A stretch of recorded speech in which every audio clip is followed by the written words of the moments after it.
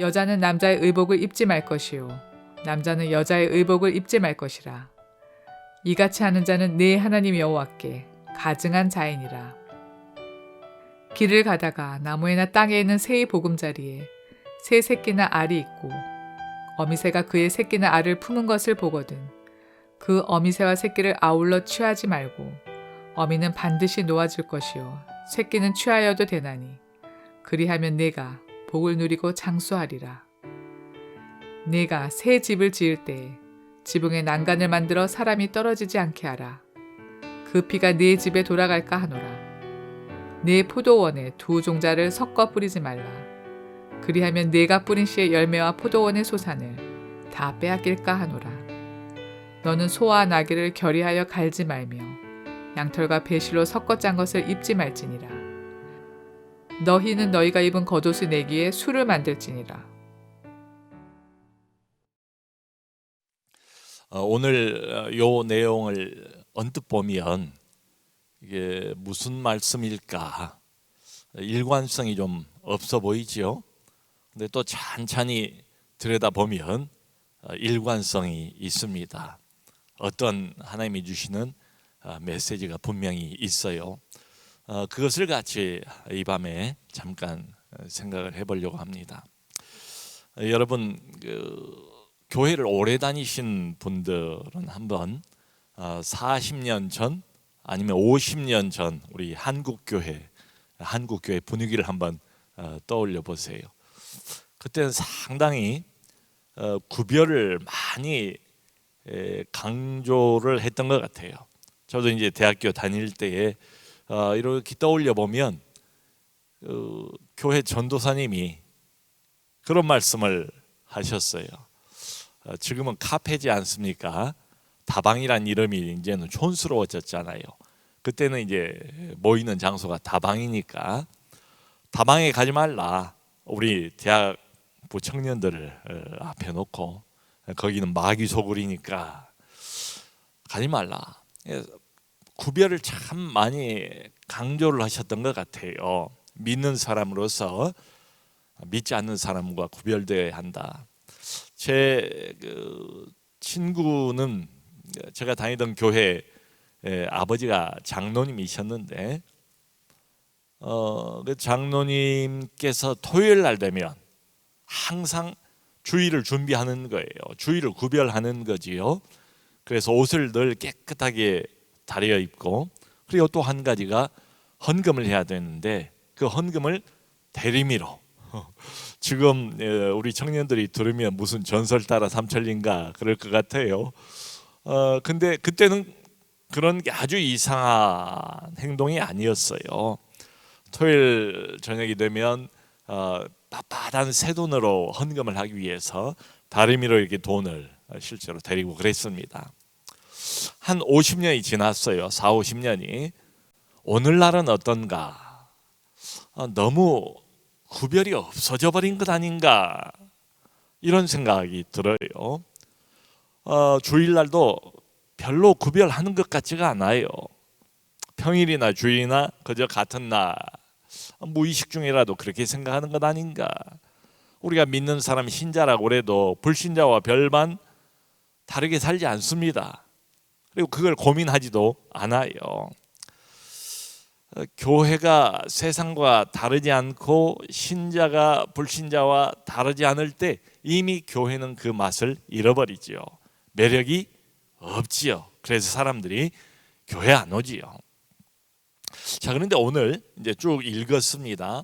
맨 마지막에 그 12절을 보면 이렇게 돼 있어요.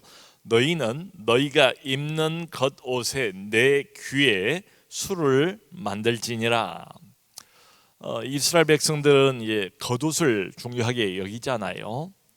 근데 그 겉옷 내 귀퉁이에다가 술, 그러니까 실로 짠 술을 만들어라. 여러 실을 이렇게 합쳐서 거기다 술을 내 귀퉁이에다 만들라.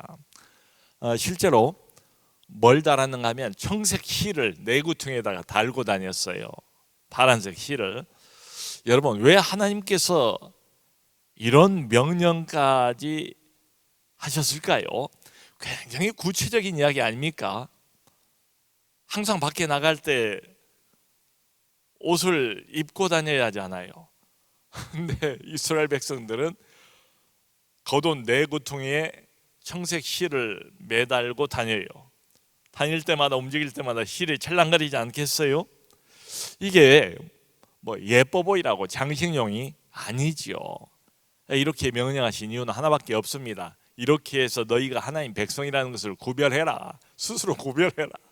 그걸 볼 때마다 그러니까 아하, 나는 하나님의 백성의 신분이구나, 자기가 누구인가를 기억하래요. 그리고 범죄의 유혹이 있고 약간 방종할 기색이 있을 때라도 청색실이 찰랑거린 걸 보고들랑 하나님을 기억하고 하나님의 백성 신분인 것을 기억하고 자기의 정체성을 확인하고 방종하지 말라, 이런 뜻입니다. 오늘 본문 내용을 이렇게 보면 하나님께서 아주 자상하게 구별하라, 생활의 모든 면에서 구별을 요구하고 계세요. 그래서 아까 우리가 5절 맨 처음에 뭐 이런 걸 보지 않았습니까? 여자는 남자의 의복을 입지 말고 또 남자는 여자의 의복을 입지 말라. 이것도 뭔가 하면 구별하라는 거예요. 남자와 여자 의복만 바꿔 입지 말라, 이런 소리가 아니고 남녀 구별을 지켜라. 원래 하나님께서 남자와 여자를 다르게 만드시지 않았습니까?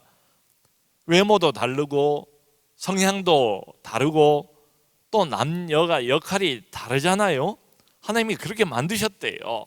그러므로 다르게 만드신 하나님의 이 창조 질서와 창조 원리를 거스르지 마라. 남녀의 구별됨을 무너뜨리지 마라, 이런 뜻입니다. 요즘은 자꾸 남녀 구별을 없애는 것을 진보로, 발전으로, 더 좀 세련된 것으로 이렇게 생각을 하는데 성경은 반대로 이야기를 해요. 남녀 구별을 무너뜨려 버린 아주 부정적인 표현 중에 하나가 뭔가 하면 바로 동성애예요. 그러니까 구약에도 보면 남자가 남자를, 여자가 여자를 부끄러운 줄 모르고 순리를 버리고 영리로 바꿔 쓰는 것을 지적하고 있지 않습니까?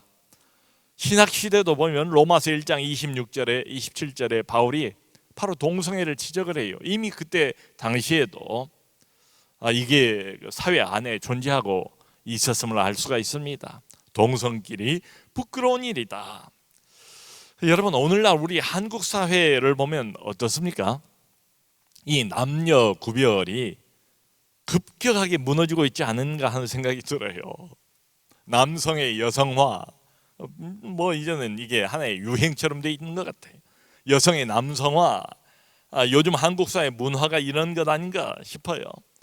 성차별 금지를 법으로 만들자, 그게 이미 국회에 올라와 있지 않습니까? 이제는 남성, 여성, 성이란 말을 아예 빼버리자. 그거 대신에 젠더를 사용을 하자. 젠더 이론을 내세우면서 심지어는 성을 선택할 수 있도록 하자. 남성이 될 것인지 여성이 될 것인지 선택할 수 있도록 하자. 자유를 주자. 그러니까 하나님께서 원래 남자와 여자로 처음부터 만들어 놓으셨는데요, 이게 변할 수 없는 창조 질서이고 원리인데 성 정체성을 상실해버린 시대가 된 것 아닌가. 그래서 이게 이제 급기야는 성 전환 수술까지도 하는, 여기까지 오고 말지 않았는가 생각이 돼요. 여러분, 이미 서울 시내 안에서도 남녀 공용 화장실이 이미 여러 군데에 있다고 합니다. 남자와 여자가 화장실이 따로 있는 게 아니고 성의 구별이 무너져 버린 거죠. 한 화장실을 쓰는 이런 게 점점 많아지고 있다는 거예요. 왜 꼭 이래야 될까? 좋은 현상은 아닌 것 같아요. 일종의 사회 병리 현상이 아닌가. 하나님이 세운 창조 질서를 자꾸 이렇게 해서 파괴해가는 것 아닌가. 결국은 그렇게 해서 결과가 뭔가, 열매가 어떤가, 문란한 사회로 자꾸 바뀌어져 가는 것 아닌가.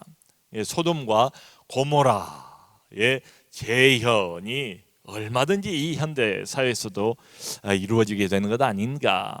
하나님 말씀은 남녀를 차별하라는 이야기가 아니에요. 그런 건 하나님 의도가 아닙니다. 그런데 남자와 여자를 구별하라 이런 말씀이에요.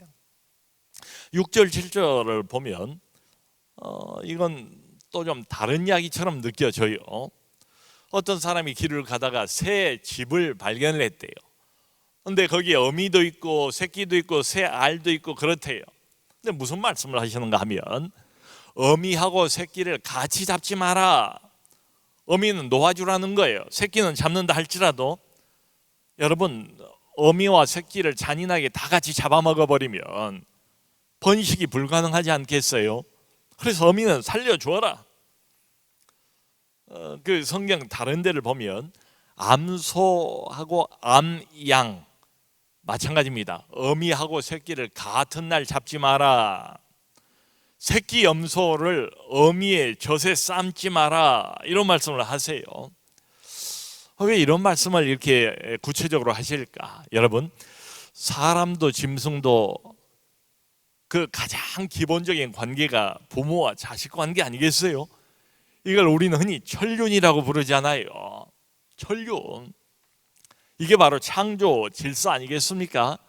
사람이든 짐승이든 이 천륜, 하나님이 만들어 놓으신 창조 질서, 이게 관계의 기본이거든요. 근데 이게 만일에 파괴되어 버리면 사람도 짐승도 더 이상 존속할 수가 없게 되지 않겠어요? 근데 오늘날 극도의 이기주의, 개인주의, 거기에 힘입어서 어떻습니까? 이 기본적인 인간 관계가 자꾸 파괴되는 것 같아요. 여러분 생각해 보세요. 한 20년 전쯤에 요즘 뉴스에 자주 등장하는 그런 뉴스를 우리가 들을 수 있었습니까? 부모가 자식을 버리는 일 말이에요. 부모가 자신을 학대하는 일 말이에요. 지금처럼 한국 사회에서 아동학대가 이렇게 크게 이슈가 된 적이 있었습니까? 부모는 본능적으로 자식을 돌보기 마련인데 그 가장 기본적인 인간 관계마저도 파괴된 것처럼 이렇게 보이지 않습니까? 또 반대로 자식이 부모를 구타하는 일, 예전 같으면 정말 신문에 대서특필될 만한 일인데 지금은 흔하게 이런 일들이 있다 보니까 별로 그렇게 큰 문제처럼 취급이 안 되잖아요. 부모를 구타하기도 하고 돈을 요구하다가 받아내지를 못하니까 심지어는 살해까지 하는 이런 일들, 하나님께서 세우신 가장 기본적인 인간관계, 천륜, 이게 여기서 저기서 무너진 소리를 우리가 듣고 있지 않습니까? 여러분 지금 코로나 때문에 1년 이상 고생을 하고 있잖아요. 이게 거슬러서 생각해 보면 결국 어디서부터 출발된 일이지요? 너무 지나친 이기적인 욕심 때문에 생태계를 마구 인간이 파괴해버린 것 아닙니까? 그래서 낙타로부터 메르스가 오고, 그리고 뭐 알려지기로는 이 박쥐로부터 또 코로나 바이러스가 우리에게 오고 말이지요.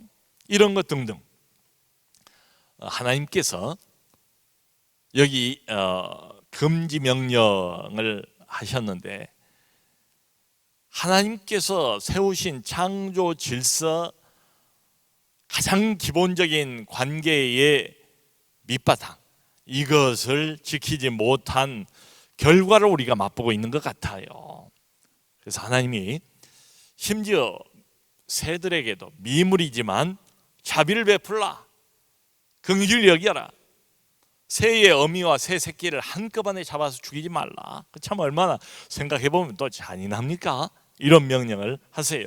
그러면서 어떤 이야기까지 덧붙이는가 하면, 만일에 그리하면 네가 복을 누리고 장수하리라, 이렇게까지 말씀을 하세요. 그러니까 하나님이 하찮은 미물이라고 볼 수도 있잖아요. 새를 어미만 잡든 어미하고 새끼를 같이 잡아먹든 그게 무슨 대수랴. 이방인들은 그렇게 생각을 한다는 거예요. 이방인들은 그렇게 행동을 한다는 거예요. 그래도 하나님의 백성인 너희는 하나님이 만드신 미물에게도 미물이지만 하나님이 세워놓으신 창조 질서가 있으므로 그것을 존중히 여겨라. 어미는 놓아주어라, 살려주어라. 그런 자에게는 복이 있으리라. 이걸 굉장히 하나님이 중요하게 크게 생각하신다는 말씀 아니겠습니까? 여러분 성경을 보면 이 사회생활의 기본 원리가 뭡니까? 사람이든 짐승이든 나보다 약한 사람을 보면 불쌍히 여겨라, 긍휼히 여겨라, 이거 아니겠어요? 뭐 신약 성경에도 계속 같은 이야기가 반복이 되죠. 하나님의 백성, 하늘의 원리를 따라 사는 사람들은 이렇게 살아야 된다는 거 아니겠어요? 그러면 하나님께서 반드시 갚아주신다. 마태복음 5장 7절에도 긍휼히 여기는 자는 어때요? 긍휼히 여김을 받으리라. 이게 하나님이 세우신 원리예요. 참 요즘 현대 사회를 약육강식 적자 생존의 사회라고 말하지 않습니까? 그러니까 무조건 내 것부터 챙기고 봐야 돼요. 남이 어떻게 되든 그것은 냉정하게, 매몰차게, 무관심, 이거예요. 그런데 하나님의 백성이 너희들은 그러지 말라. 그러지 말라. 심지어 미물에게도 긍휼과 자비를 베풀라. 구별되게 살라. 역시 구별을 말씀하세요. 자, 여기 8절을 보면 또 좀 다른 것처럼 보이는데 사실은 다르지가 않아요. 새로운 집을 건축을 할 때 좋은 일이죠. 지붕에다가 난간을 꼭 만들래요. 여러분, 그 팔레스타인의 그 집들은 지붕이 평평해요. 그러니까 올라가서 거기서 휴식을 취할 수도 있고 또 기도할 수도 있고 상당히 공간의 활용도가 높아요. 근데 문제는 뭔가 하면 이게 평평하다 보니까 사방에 난간이 없으면 잘못하면 추락해요. 사고가 날 수 있어요. 크게 다칠 수가 있다고요. 지금 그걸 염두에 두시고 말씀하시는 거예요.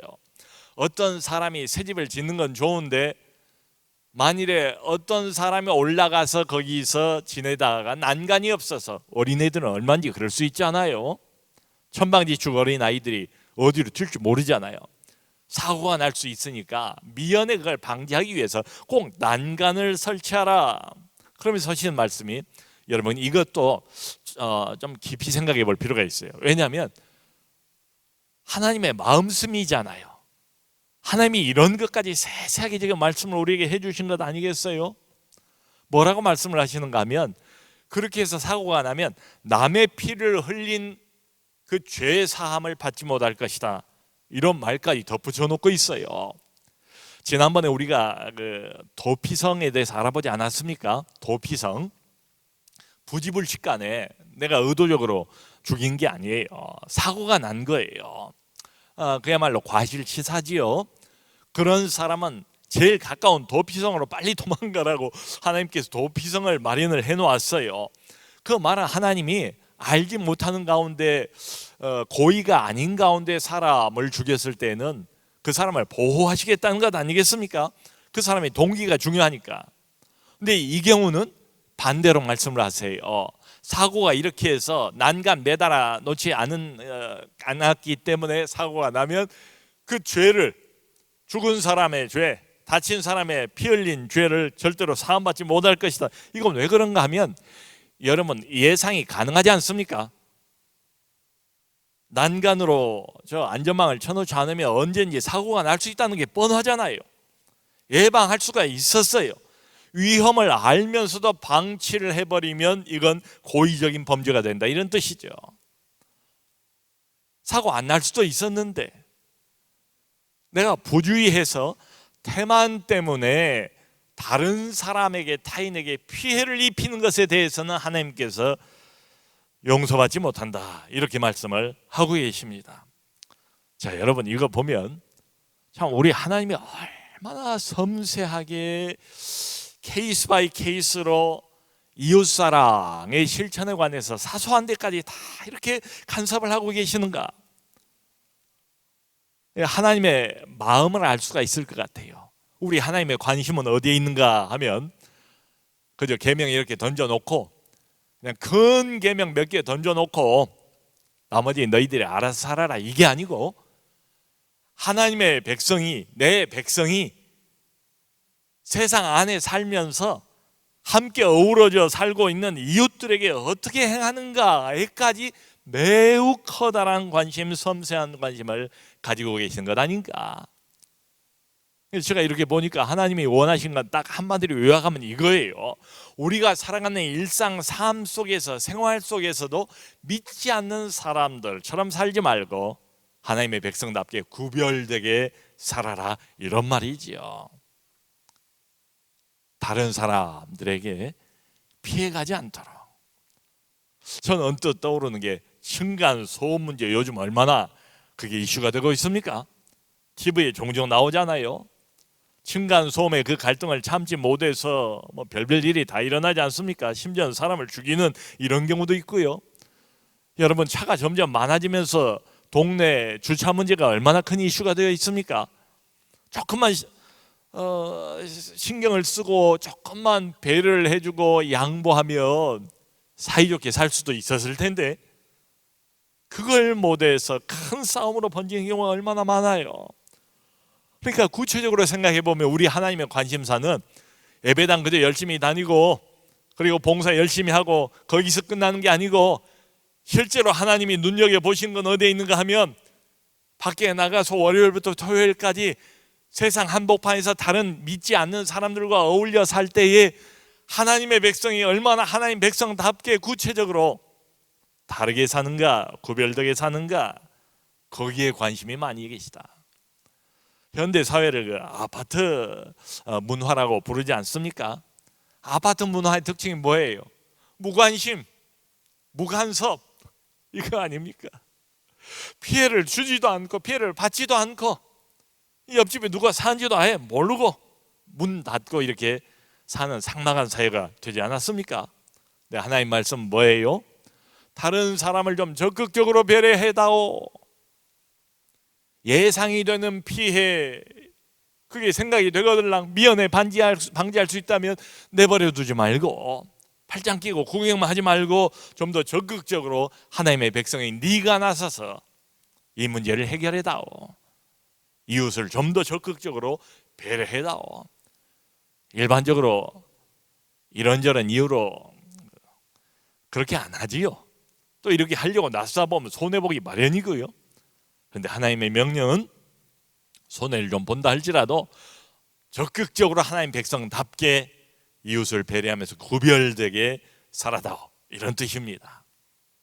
그 9절부터 11절 여기 보면 포도원에 씨를 뿌려야 하잖아요. 포도 열매를 얻기 위해서 두 종자를 섞어서 뿌리지 말래요. 여기 중요한 단어는 섞는다는 단어입니다. 또 소와 나귀를 함께 멍에를 이렇게 매게 해서 밭을 갈게 하지 말래요. 또 양털과 무명실을 섞어서 짠 옷을 입지 말라.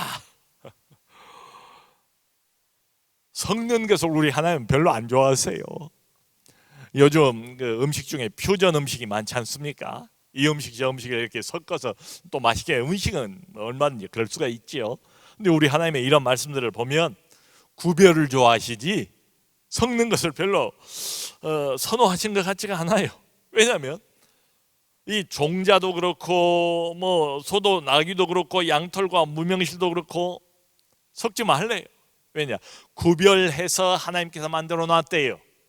아까 남녀도 마찬가지예요. 그걸 괜히 혼합시켜가지고 순수성을 잃어버리지 말라, 이런 뜻입니다.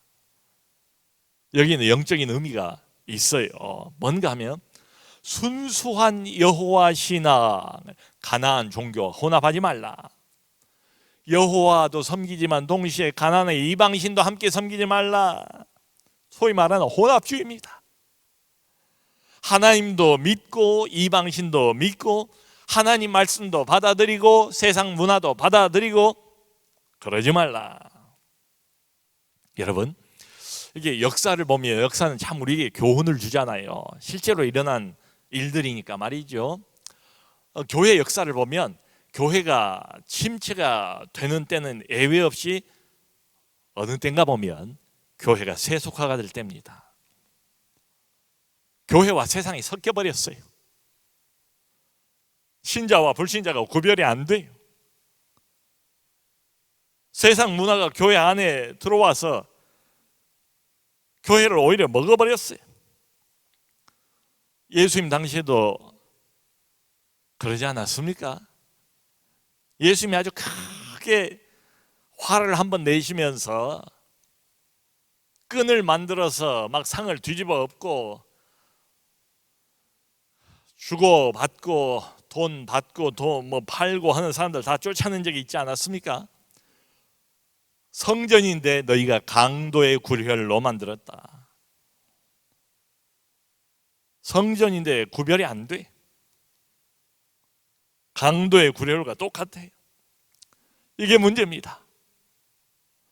과거에는 너무 예수 믿는 사람들이 구별이 돼서 불편했는데 지금은 너무 구별이 안 돼서 오히려 비판의 대상이 되고 매력을 잃어버린 것 아닌가 싶어요.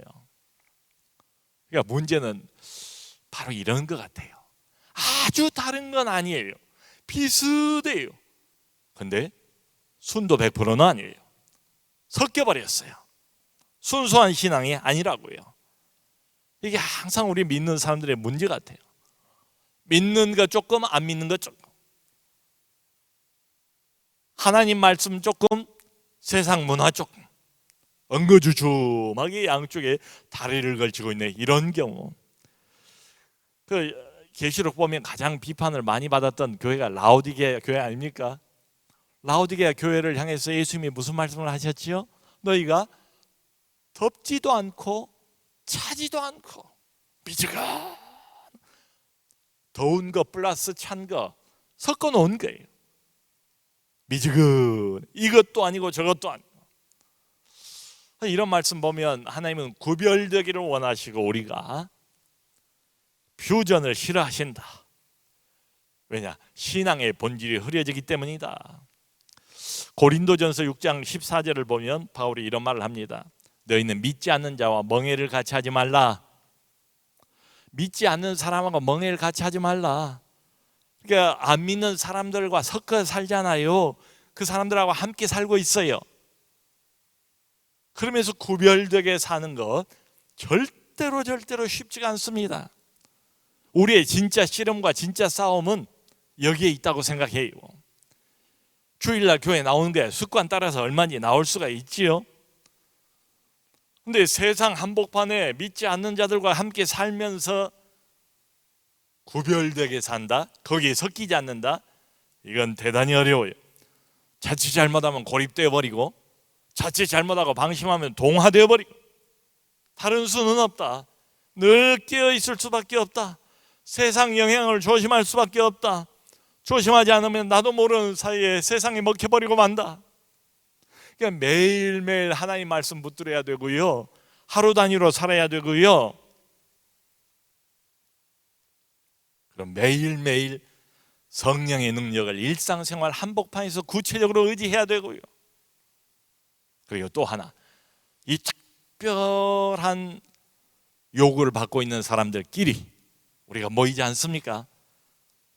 공동체가 필요해요. 세상 영향을 받거나 아니면 공동체 영향을 받거나 하나님의 영향을 받거나 아니면 세상의 문화의 영향을 받거나 둘 중에 하나거든요. 그래서 공동체가 대단히 우리에게 필요합니다. 사랑하는 성도 여러분, 이미 모세에게 하나님께서 주신 말씀을 보면 하나님 백성을 향한 하나님의 요구는 너무 분명해 보이지 않습니까? 너희만이 내 백성이고 너희만이 나 여호와 하나님이 누구인 줄을 세상에 알리는 유일한 통로다. 그걸 어떻게 나타내 볼 것인가? 일상생활 속에서 하나님의 백성답게 구별되게 삶으로. 쉽지는 않습니다. 그런데 하나님의 이름을 높이고 하나님을 기쁘시게 하고 하나님께 영광 돌리는 다른 방법은 없는 것 같아요. 어렵지만 주님 바라보고 주님 의지하고 말씀 붙들고 성령의 능력을 힘입고 공동체 울타리 안에서 서로 격려하면서 세상과 구별되게 사는 우리 모두가 될 수 있기를 주님의 이름으로 축원합니다.